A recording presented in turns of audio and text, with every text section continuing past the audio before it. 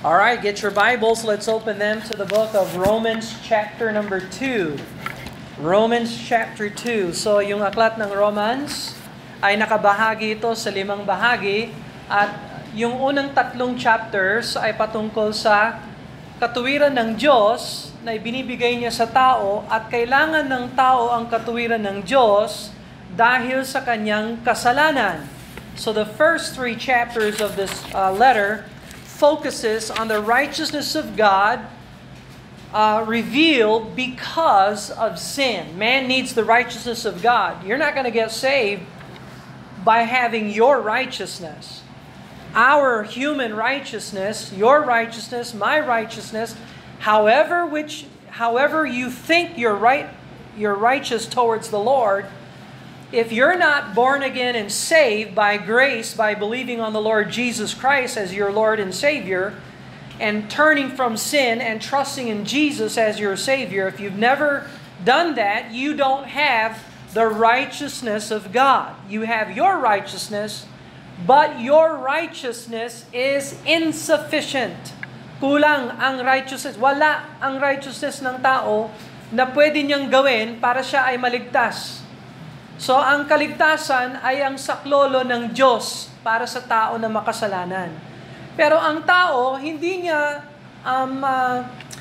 makikita ang importansya ng kaligtasan kung hindi una, alam niya na siya ay makasalanang tao. Kaya foundational, itong unang 3 chapters ng Romans, kasi pinapakita ni Paul ang kalagayan ng makasalanang tao. So, at kailangan ng makasalanang tao ang kaligtasan. And so, kapag tayo, halimbawa, nagpapatutuo tayo, nagwi-witness tayo sa iba, patungkol sa Panginoon, patungkol sa kaligtasan, hindi pwedeng iwasan na turuan natin, ituro sa tao na sila ay makasalanan. We cannot avoid pointing out the fact that people are lost in their sin. That's foundational. So when you witness to people, the first thing you want to cover is their need for salvation. And in order for you to get saved, you got to know why you need to get saved. You need to get saved because you are a sinner. And the fact that you're a sinner ought to teach you the need to repent of sin and the need to believe on the Lord Jesus Christ. So yan ngayon yung thesis ni Paul sa unang 3 chapter, the righteousness of God revealed because of sin. Now, pagdating sa chapter 1, sa bandang huli ng chapter 1, at yung chapter 2, nakita natin ang iba't ibang uri ng makasalanang tao na sa lipunan ni Paul. Ito yung mga Gentiles, so yung mga Greco-Roman citizen ng Roma. Halos lahat sila ay parang Greek or Gentiles, hindi sila mga Hudyo. Pero pagdating sa chapter 2, verse 17, nandito tayo today, we're going to look at chapter 2, verse 17, yung uri ng makasalanang tao na tinatarget ni Paul dito ay yung mga Hudyo. So, tandaan natin, either ikaw ay Jew or ikaw ay Gentile. Okay? So, sino yung mga Jews, sino yung mga Gentiles? Yung Jews, yung galing sa tribo ni Judah. Sino yung mga Gentiles? Sila yung mga hindi Hudyo. Okay, so ano ka? Are you a Jew or are you a Gentile? We are Gentiles. So, unless meron kang dugong Hudyo, so it's possible. I don't know your ancestry. So siguro, I don't know that, but I could speak for myself. I am a Gentile. So, but the point is this, Gentiles need to get saved just like Jews need to get saved. Okay? And so, pero sa chapter 2, verse 17, hanggang katapusan ng chapter 2, the unsaved Jewish man. The unsaved Jewish man. So nakita natin last Sunday, the unsaved or unrighteous or self-righteous Gentile man. This is now the unsaved and self-righteous Jewish man. So, chapter 2, verse 17, basahin natin ito sabay-sabay. Chapter 2, verse 17. um, um, just that verse, chapter 2, verse 17. Together, behold, thou art called a Jew, and resteth in the law, and makest thy boast of God. Let's pray. Father in heaven, we thank you, Lord, that you are a God of salvation. You are a God who loves to reconcile yourself with lost and sinful man. And I thank you, Lord, for your grace, and we thank you for your mercy.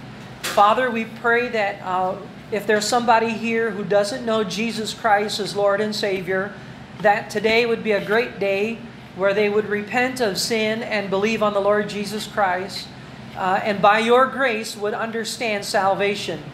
But Father, we also pray for us who know you as Lord and Savior. We thank you, God, that we get the privilege of sharing the plan of salvation to lost people so that they can get saved, so that they can get baptized and added to the church and serve you. And so, Father, we just thank you for being good to us, your grace and your mercy upon us. Help us understand this message, and you use your word in our hearts, Lord, to strengthen us, to establish us, to settle us, and to perfect us in the Lord Jesus Christ. And help us to develop the mind of the Lord in this message, and help us to become effective witnesses for the Lord Jesus Christ when we deal with people. And we ask this blessing now in Jesus' name. Amen and amen. All right, so verse 17, behold, thou art called a Jew. So, yung mga Jews, sa isip nila, hinirang tayo ng Diyos. Tayo ang bayan na pinili ng Diyos. Sa lahat ng mga bayan na pwedeng gamitin ng Diyos, ang pinili ng Diyos yung Israel. Napaka-special naman natin. Siguro yung kaligtasan natin ay mas lamang kaysa kaligtasan ng mga Hintil. At yung kaligtasan natin, mas malapit tayo sa Diyos kaysa sa kanila. And so, pag pinag-uusapan ni Paul dito yung Jew, ang nasa isip ni Paul ay isang Jew na mapagmataas, na sa kanyang sariling pananaw siya ay matuwid sa harapan ng Diyos, at siya ay relihiyoso, pero hindi siya saved. Now, ang Pilipino ay very, very religious. Tama? We are very religious people bilang Filipino. Kahit sa Pilipino, anumang klaseng uri ng religion nila, maraming Pilipino ang isip nila, okay sila dahil sila ay religious. Okay ako, yung kaluluwa ko, wala naman sa sakuna, wala naman ako, hindi naman ako atulan ng Diyos, kasi mabait akong tao at maka-Diyos. Very religious. Pero kung i-apply lang natin itong self-righteous Jewish man sa self-righteous religious Pilipino, walang pagkakaiba. At ang impyerno na pupuntahan nitong self-righteous religious Jew ay parehas na impyerno na pupuntahan ng mga relihiyosong tao. Dahil ang pananampalataya nila ay nasa sarili nilang mabubuting gawa. Yan ang basihan kung bakit sila saved. Dahil relihiyoso ako, mabait na tao ako, di naman ako ganyang kasama, yan ang basihan. Kaya ako ligtas dahil sa sarili ko. That is a religious but lost person. So, marami sa Bible ang religious but lost. Marami sa Pilipinas. I would venture to say, majority ng Pilipino, religious but lost. By the way, yung ateista, na debate natin yung, hindi tayo ang nagdebate, si Brother Tom. Si Brother Tom, ano na siya, magdo-doctorate na yon. By the way, pray for Brother Tom. Nagpa-plant siya ng church sa San Francisco. So, isa sa pinakamahirap at pinakamalupit na lungsod sa USA ay ang San Francisco. Fountain yan ng LGBTQ. At si Brother Tom at ang asawa niya ay pinadala ng church sa Wisconsin. Tapos ngayon sila ay nagpa-plant ng church sa San Francisco at may kasama pa isa pang family na sent out sa ibang church, nag-partner sila at nagba-Bible study, evangelism, lahat na, pati Sunday meeting, nagmi-meet na sila. So, praise the Lord for Brother Tom. So, nung bumisita si Brother Tom dito, si Brother Tom, alam mo, hindi siya regular eh. Sabi niya, Brother Bill, sino pwede kong i-debate? Sabi ko, ba't ka naghahanap ng debate? Sabi niya, alam mo Brad, pwede nating i-invite yung mga tao makinig. Opportunity yan para marinig yung gospel. Sabi ko, bahala ka, sinong gusto mong i-debate? Sino? Mormon, Saksi ni Jehovah, Roman Catholic, Muslim, or ateista? Sabi ko, meron bang ateista sa Pilipinas? So, chinek namin yung website, meron. So, sa population ng Pilipinas, less than 1% is atheist. So, meron pa silang organization. So, tinawag namin yung pangulo ng atheist organization sa Pilipinas. Meron silang representative na gustong magdebate kay Brother Tom. Sabi ko, saan tayo magdedebate? Sabi niya, basta may pwesto, mag-invite tayo. So, dito. So, inayos namin yung upuan ng pangmaramihan. Dito, dumating yung representative ng ateista, record pa. So, anyway, kaya alam ko yung stats ng Pilipinas. Mas maraming religious people sa Pilipinas. Now, tanong, dahil religious ang tao, nangangahulugan ba na siya ay born again and saved? No. Majority ng Pilipinas, born again, saved? Pero pinapangalan nila si Kristo. So I'm telling you, ang salvation ay hindi lamang sa pangalan lamang, sa panlabas lamang. Kung wala si Jesus Christ sa heart ninyo bilang tagapagligtas, tagapagbura ng iyong mga kasalanan, hindi ka saved. Hindi ka pwedeng maging saved. At kung hindi ka saved, ibig sabihin, kailangan masave ka. Kasi kung hindi ka masasave, mapupunta ka talaga sa impyerno. And so, now Paul is dealing with a religious Jew. Behold, sabi niya, thou art called a Jew, and resteth in the law. Yung kumpiyansa yung puso mo sa batas. Anong batas ang pinag-uusapan dito? Batas ni Moises. Kasi si Moises ang ginamit ng Diyos para ibigay ang batas sa mga Hudyo. Restest thou in the law, and makest thy boast of God. Nagmamalaki ka pa. Tingnan mo kami, hinirang kami ng Diyos, pinili kami ng Diyos, binigyan kami ng salita ng Diyos, yung 10 Commandments, sa amin yan.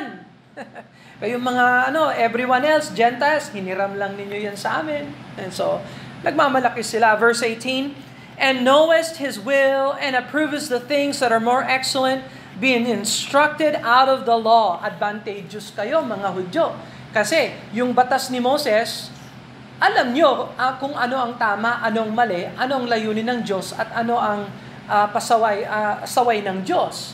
So, may advantages sila. Verse 19, art thou, and art confident that thou thyself are a guide of the blind, a light to them which are in darkness. Tingnan mo, ikaw pa ang gabay sa mga bulag. Ikaw ang liwanag sa kadiliman. Tila, ganon, ang pinapalabas ng mga Hudyo. Tingnan mo kami, marunong kaming sumamba kay Jehovah. Kayo, sinong sinasamba ninyo? Mga Gentiles, kung ano-anong mga Diyos-Diyosan. Pero at least sila sumasamba kay Jehovah. Alam nila ang pangalan ng Diyos, Jehovah. Tanungin mo yung Pilipino, anong pangalan ng Diyos? Sasabihin nila, Yahweh. Saan ang Yahweh sa Bible? Yun ang question. Hindi yung, kasi sabi nila, Yahweh. So, anong pangalan ng Diyos? Yahweh. Bakit alam mo? Kasi yan ang sinabi. Sino nagsabi sa kanya? Yung susunod na unggoy. Yung susunod na unggoy. Repetitious lang. Rine-repeat lang natin, pero hindi natin alam saan nanggaling yon. Okay? By the way, nanggaling yung Yahweh sa Roman, nung sinakop nila yung temple, pinasok nila yung Diyos-Diyosan nila si Saturn. Yung ibig sabihin ng Yahweh ay Saturn. Okay? So, hindi naman yan ang Diyos ng Bible. Ang Diyos ng Bible, Jehovah. Paminsan, paminsan, Java, pero it's always personal name, Jehovah. Ibig sabihin ng Jehovah, the God who is eternal and the faithful covenant-keeping God. So, self-existing, always existing, hindi niya independent siya, hindi niya kailangan ng kahit sino, kahit ano para mabuhay, at never siya, wala siyang simula, wala siyang katapusan. Yun ang import ng pangalang Jehovah. Tapos faithful pa siya sa kanyang pangako. And we're going to be thankful for that the more we get into the book of Romans. So the Jew thinks that he is a guide. He thinks he is a light. He thinks he's leading people in the religious way. Ang dami niyang nadadala para sumunod sa Panginoon. Pero siya pala ay kasing makasalanan sa mga walang alam sa batas ni Moses. Verse 20, an instructor of the foolish, a teacher of babes, which has the form of knowledge and of the truth in the law. So you have all that going, you think. Verse 21, thou therefore which teachest another, teachest not thou not thyself? Ikaw na nagtuturo sa iba, tinuturuan mo ba yung sarili mo? Ikaw sinasabi mo, sumunod ka sa liwanag. Tanong, ikaw, sumusunod ka ba sa liwanag talaga ng Diyos?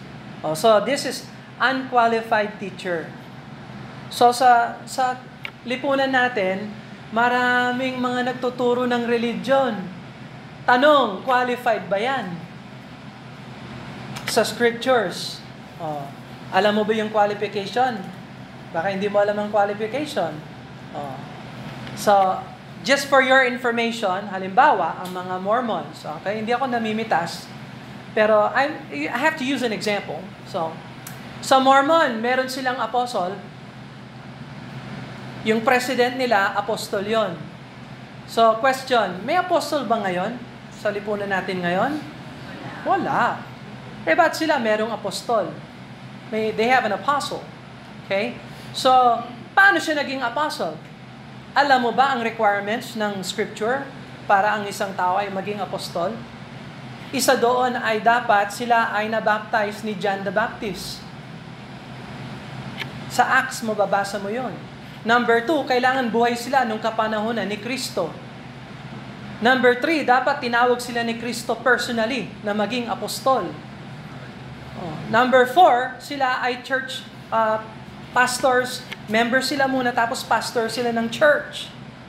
So, question, yung president ng Mormon, na apostol daw siya, na-baptize ba siya ni John the Baptist? Nakita ba niya si Kristo personally? No. Tinawag siya ni Kristo personally? Siguradong no. Okay, so paano siya naging apostol ngayon? At wag kayong tumawa dahil Mormon Church, million people yan. So, tingnan mo, hindi sa size ng church ang importance. Ang importance ay, ito ba ay biblical church? At yung nagtuturo ay biblically qualified. So, kung ikaw ay self-righteous, unsaved Jew, qualified ka ba na magturo? Hindi ka nga saved. So, ayan ang tinuturo ni Paul ngayon. So, let's go back to that. Verse 21, thou therefore that teachest another, teachest thou not thyself? Thou that preachest a man should not steal. Dost thou steal? Tingnan mo.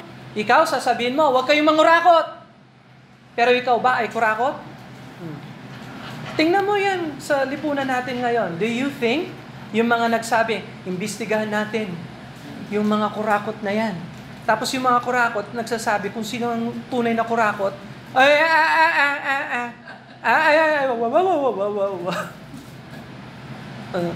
kasi lahat yan they are the same. So yung nag-iimbestiga, may kamay sa pangungurakot, siya pang nag-iimbestiga. Do you think na magiging patas and fair yung investigation? I'm just, ewan ko kung yan talaga, I don't know. And you know what? I don't care. I put God in there. Lord, ikaw na lang bahala sa kanila kasi talagang magulo talaga sila. Lord, I'm so glad I know Jesus Christ.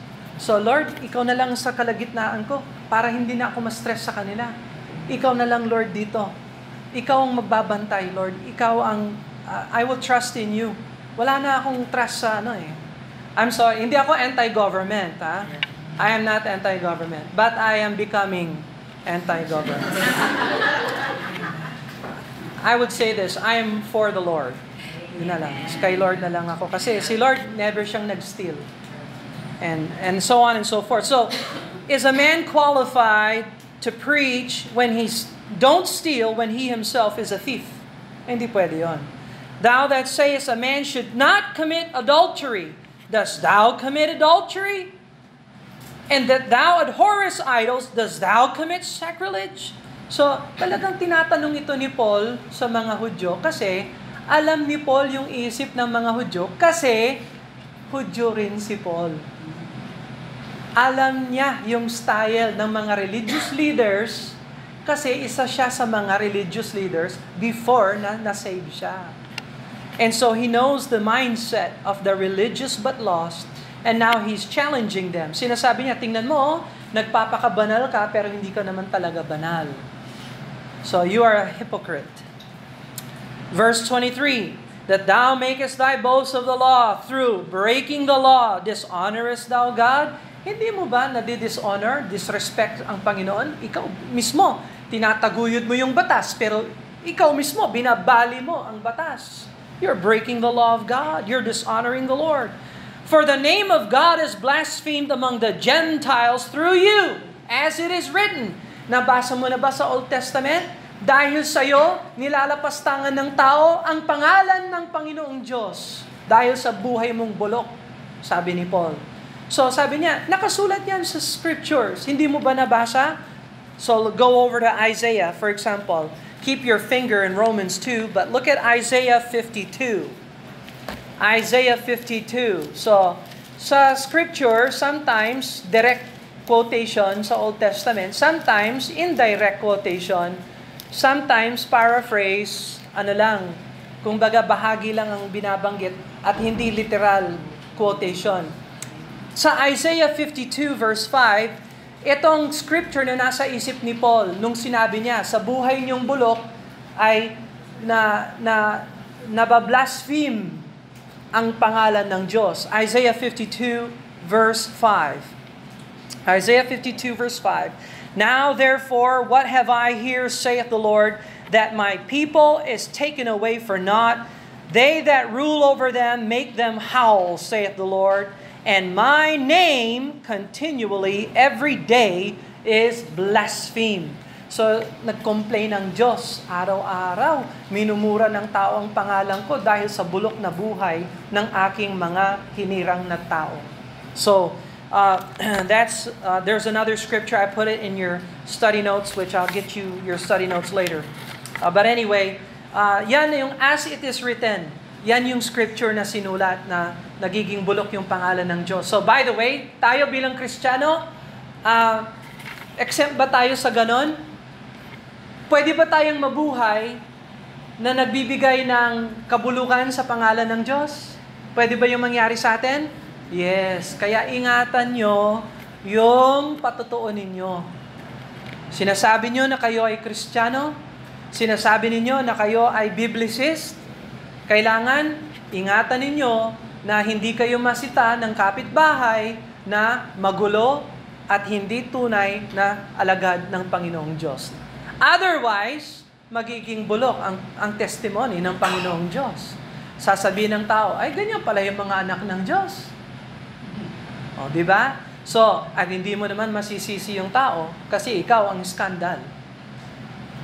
O, so, ingatan natin yung ating testimony. Alright? Pero ngayon, yung mga self-righteous unsaved Jew, napaka-religious nila. Gusto talaga silang makita. Nagpapakita sila. Nagdadala sila ng mga malalaking scripture, yung mga scroll, yung mga prayer books nila. Naglalagay pa sila ng box dito sa ulo nila. Ang tawag doon, phylactery. Nakakita na ba kayo ng ganon? Mga Hudyo sa airport. Pag nag-airport kayo, maraming mga culture kayong makikita. Mahahalata mo kaagad yung religious, self-righteous, malamang unsaved Jew. Dahil naka-rain itim na itim, tapos yung box nandito. Yung isang araw nga, nung nagta-travel ako, nakita ko yung isang Jew, nagbabasa siya ng scripture, gumaganyan siya. So, nagpe-pray pala yon, prayer pala yon. Hindi ko alam, syempre. So, linapitan ko siya, sabi ko, hey, sabi ko, is that Hebrew? Yung scripture, sabi niya, yes, it's Hebrew. Sabi ko, can I see? Sabi niya, see. Talagang Hebrew nga, sabi ko. Yung mga yan, ano yan, Masoretic text yan? Sabi niya, yes, this Masoretic. Sabi ko, pambira.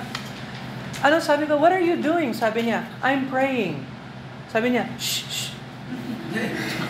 Sabi ko, sorry. Can I ask you one more question? Sabi niya, what? Sabi niya, what do you think of Jesus? Sabi niya, I don't debate. Sabi niya, wag na kasi. Di kaya, bahala ka dyan. So, pero makikita mo sila, distinct talaga sila. May bigote yan, yung buhok mahaba dito, or whatever, tapos nakadamit yan ng kakaibang damit and kakaibang amoy at the same time. So anyway, but you have that. So, verse 23. Oh no, wait, where are we at? Yeah. Verse 24. For the name of God is blasphemed among you, among the Gentiles through you, as it is written. So we saw that. Verse 25. For circumcision verily profiteth, if thou keep the law. But if thou be a breaker of the law, thy circumcision is made uncircumcision. So, sa mga Hudyo, isa sa mga batas ni Moses na talagang batas ni Moses ay lahat ng mga lalaki pagdating ng edad na 8 araw pagkasilang ay kailangan i-circumcise. So, batas yan ni Moses. At binigay naman yan ng Diyos. Now, bakit? Kasi ang kultura ng mga Hudyo noon ay nung pumasok sila sa lupa ng Kanaan, ang lupa ng Kanaan ay punong-puno ng mga sumasamba sa mga Diyos-Diyosan. At halo sa kanilang pagsamba sa mga Diyos-Diyosan ay yung immorality. Ayaw ng Diyos na mahawa ang Israel at isama ang immorality sa kanilang pagsamba sa kay Jehovah God. Kaya isa sa mga simbolo na binigay ng Diyos sa kanila ay yung circumcision. Para sa ganon, habang lumalaki sila, habang buhay, naaalala nila na hindi kami pwedeng makipagsiping sa mga babae na hindi naming asawa. Remembrance yon, forever. Hindi pwedeng ihalo yung pagsamba ng Diyos sa immorality. So, isa yon sa mga signs na ginamit ng Diyos. Pag ang tao ay circumcised, usually, that is Jewish. Kasi yung uncircumcision is Gentile. So, Jew, circumcised, non-Jew, uncircumcised. Ang problema ito, akala ng mga Jews, sila ay ligtas dahil sila ay circumcised. So, sa katawan, they are circumcised, pero sa spirit, sa heart, hindi sila circumcised. So, sa Bible, tinuruan na yan. Tingnan mo ang Deuteronomy chapter 10 verse 16. Here, look for example in Deuteronomy chapter 10 verse 16. And keep your finger in Romans 2. So we're looking at the self-righteous religious Jew, and he is boasting, I am physically circumcised. I'm superior. I'm really good. But God says, no, I'm not interested in the circumcision of the flesh. Deuteronomy 10, verse 16. Circumcise, therefore, the foreskin of your heart, and be no more stiff-necked. So God is not interested in the physical circumcision kung hindi naman sa puso. Kung ang katuwiran mo at ang religious practice mo ay panlabas lamang, at walang pagbabago sa puso, walang pagbabago sa loob, walang saysay yung mga ginagawa mo. Do you understand that? Look at Deuteronomy chapter 30, verse 6. So that's one scripture. Here's another one. Deuteronomy 30, verse 6. Deuteronomy 36. And the Lord thy God will circumcise thine heart, and the heart of thy seed, to love the Lord thy God with all thine heart, with all thy soul, that thou mayest live. So, ang habol ng Diyos, hindi yung circumcision ng tao, ng physical na tao, Ang habol ng Diyos ay yung circumcision ng heart na makaltas, matanggal yung laman, yung flesh. At nangyayari yan sa salvation, through salvation. Alright, so marami pang scripture na pwedeng tingnan, and so on and so forth. So, balik tayo sa Romans chapter 2. So, sabi ni Paul, pinagmamalaki mo na ikaw ay circumcised. But, sabi niya, circumcised ka pero hindi ka sumusunod sa Diyos, yung circumcision mo, parang hindi ka na circumcised. So, you see how Paul he knows the mindset and the thinking of the Jew, and he's saying, oh, you're proud that you're so religious, but because you violate the scripture that you say you believe in, it's like you're not even a Jew. You're not even a real, true, born-again, saved person. So, nawawala, no? Nagiging walang saysay yung religious practices mo. Verse 26, therefore, if the uncircumcision keep the righteousness of the law, shall not his uncircumcision be counted for circumcision? So, halimbawa, itong Gentile siya. Itong Gentile na ito, hindi siya circumcised, pero ginagampanan naman niya yung layunin ng Diyos sa salita ng Diyos. May takot siya sa Diyos. Talagang kinikilala niya ang Diyos. Kahit na siya ay Gentile, siya pa rin ay saved. So, ang salvation wala sa circumcision or uncircumcision. Ang kaligtasan wala sa religious o hindi religious. Ang salvation ay para lang sa mga nagsisi at sumampalataya kay Kristo. Alright, so then look at verse 27, and shall not uncircumcision which is by nature, if it fulfill the law, judge thee, who by the letter and circumcision dost transgress the law? O ikaw na Hudyo, circumcised ka nga, pero hindi ka saved.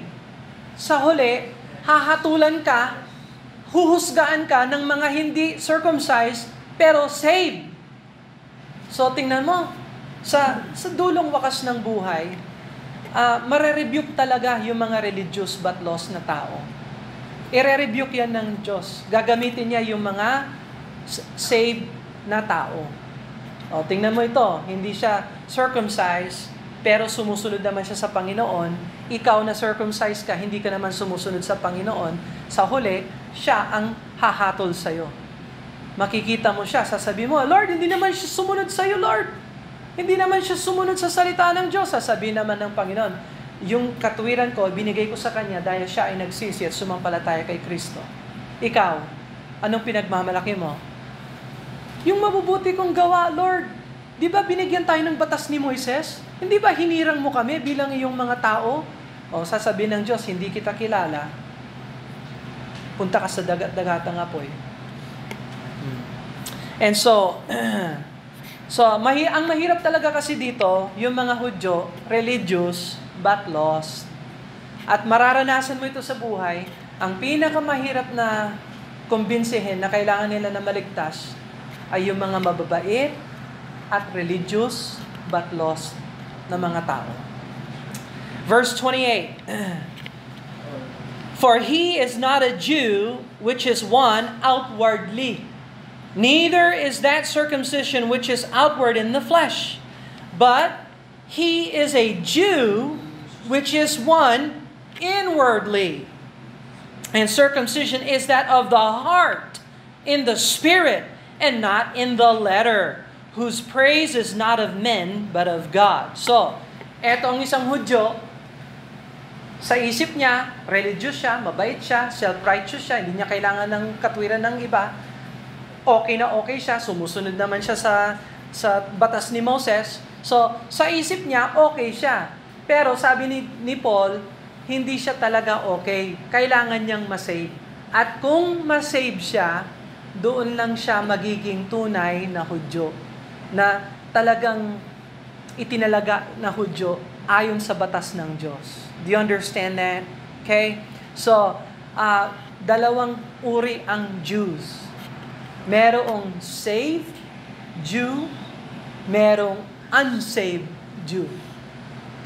Malinaw ba tayo? Okay? So, meron din dalawang uri ng Gentiles. Merong saved Gentiles, merong unsaved Gentiles. So, dalawa lang ang uri ng tao sa buong mundo. Saved or unsaved. Malinaw ba tayo? Okay? Sa unsaved, kahit na siya ay religious, kung hindi siya nagsisi tumanggap kay Kristo, kahit anong sabihin niya, kahit anong gawin niya, he will be unsaved. Kailangan masave siya. Malinaw ba tayo? So, ang Jew, kapag siya ay nagsisi at sumampalataya kay Kristo, yun ang sinasabi niya. He becomes one inwardly. And the circumcision, hindi sa katawan, kundi sa heart. Gaya ng Deuteronomy 10 and Deuteronomy 13 na binasa natin kanina. So, question. Pag ang Gentile ay na-save, nagiging spiritual Jew ba siya? Ha? No. So, isa sa mga malaking pagkakamali ng evangelicalism at fundamentalism ay yung idea na ang Kristiyano ay nagiging spiritual Jew. Na yung mga pangako ng Diyos ay natatransfer yan sa mga born-again saved at na wala nang pangako ang Diyos sa physical Israel at ang Israel ay tinakwil na ng Diyos at wala nang future ang Israel. So, ngayon, ang bagong Israel ay yung mananampalataya. At tayo ang tunay na Jew. Dito sa verse 29. That's us that are saved. Wrong. Wala sa verse 28 at verse 29 ang mga Gentiles. Ito ay para sa mga religious Jews, whether saved or unsaved. Kung ikaw ay unsaved Jew, ayan sa verse 28 ka. For he is not a Jew, which is one outwardly. Outward ka lang na Jewish. Neither is the circumcision which is outward in the flesh. But he is a Jew, which is one inwardly. Pero kung yung Jew na yan ay tumanggap sa Panginoong Jesucristo, siya ang tunay na tumatayo na Jew sa mata ng Diyos. Okay? Ang saved Gentile ay hindi nagiging saved Jew. May layunin ng Diyos para sa mga Jews na saved.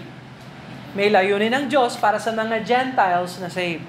Pero ang Gentile, hindi siya nagiging Jew. Okay? Mananatili kang Gentile. Okay? Naisasali tayo sa plano ng Diyos, pero may pangako ang Diyos para sa Israel, at hindi substitute yung church para sa plano ng Diyos sa Israel. Gagampanan ng Diyos yung layunin ng Diyos para sa Israel. Now, to be fair, dadaan sila sa 7-year tribulation. Pag lumabas sila doon, 10% na lang ng Jews ang maliligtas, pero at least papasok sila sa millennial kingdom. At sila ay born again saved. They will become the Jew inwardly. Okay? So, we are Gentiles, we don't become Jews inwardly.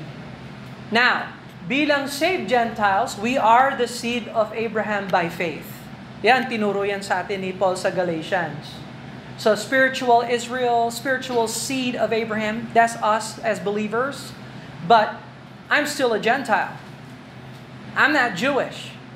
And I don't have the promises of the Lord for the land doesn't apply to me. Okay? So, I'm not looking for land on earth. I'm looking for the Father's house. All right? I'm with the Heavenly Father in the mansions in heaven. You can have earth. You can keep it. Okay? There's a lot of tribulation here on earth. Anyway, so, but he that is a Jew, which is one inwardly, so ang unsaved Jew ay nagiging saved Jew kung tumanggap siya sa Panginoon. Ang unsaved Gentile, nagiging saved Gentile kung tumanggap siya sa Panginoon. At may plano ang Diyos para sa dalawa. Alright, so is that clear? So, eto ang last point ng message. Ito, siguraduhin mo na ikaw ay hindi lang relihiyoso, pero ikaw ay tunay na mananampalataya sa Panginoong Jesucristo. para hindi ka masama sa mga religious but lost. Katulad ng mga religious Jews. Pero sila ay lost. Let's pray. Father in heaven, we thank you for your grace and your mercy. We thank you that you're interested in working in our lives. We thank you that you didn't abandon us. You didn't leave us alone. You made a way for us to see the scriptures, to hear the good news of Jesus Christ. And you're interested in the Jews and the Gentiles. You're interested in each and every one of us. I pray that we would examine ourselves and make sure that we know the Lord is our Savior and that we can fulfill your desire for our lives. I pray for those who are not saved to get saved. And I pray for those who are saved to grow in the Lord. And we love you in all these things. Thank you for teaching us. In Jesus' name, amen. Habang nakayupo ang ulo, nakapikit ang mata,